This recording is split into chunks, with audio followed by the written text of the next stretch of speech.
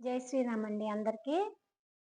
మీరెప్పుడైనా శ్రీశైలం వెళ్ళేటప్పుడు అంటే శ్రీశైలం గురించి ఎందుకు ఇవాళ ప్రత్యేకంగా శైలం గురించి ఎందుకు ఇంత ప్రత్యేకంగా అంటే శ్రీశైలంలో ధూళి దర్శనం అని చెప్పేసనుందనమాట. ధూళి దర్శనం అంటే చాలా మంది ఏమనుకుంటున్నారంటే అంటే శ్రీశైలం వెళ్ళిన తర్వాత స్నానం లేకుండా కూడా స్వామివారిని చూడటానికి వెళ్ళిపోవచ్చు, తప్పు లేదు అని చెప్పేసి అనుకుంటున్నారు. కానీ అది తప్పండి.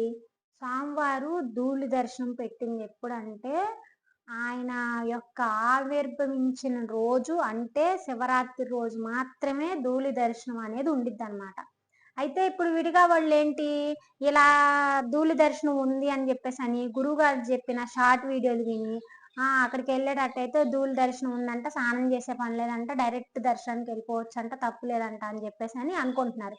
కానీ అది కరెక్ట్ కాదండి. మీరు అలా షార్ట్లు వినకండి.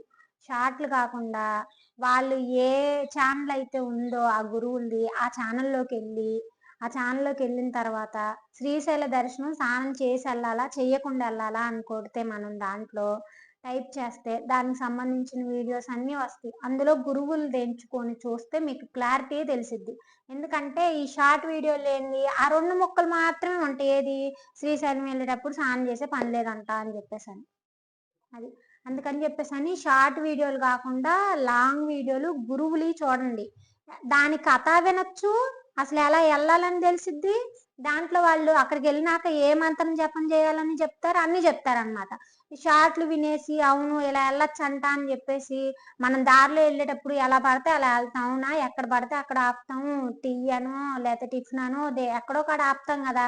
అక్కడ వెళ్ళిన దగ్గర మిస్టేక్ మనం అంటే శుభ్రంగానే ఉన్నాం, వాటిలోకి వచ్చే వాళ్ళు అందరు నీట్గా ఉంటారని ఏం కాదు కదా, అంటే పరిశుభ్రంగా ఉంటారని ఏం కాదు కదా. మళ్ళీ అదొక పాపం మన నెత్తిన పెట్టుకున్నట్టు అయింది.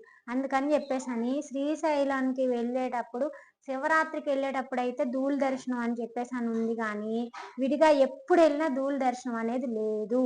స్వామికి పరిశుభ్రంగానే వెళ్ళాలి.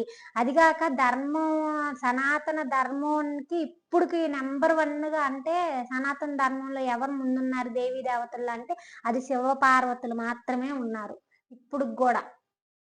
సో అందుకని చెప్పేసి అని అంత ధర్మం మీద ఉన్న ఆ స్వామి దగ్గరికి మనం స్నానం అయ్యి చేయకుండా వెళ్ళకూడదండి. అది చాలా తప్పు. మీరు షార్ట్లో అస్సలు వెనకాకండి, లాంగ్ వీడియోలు చూసి తెలుసుకోండి.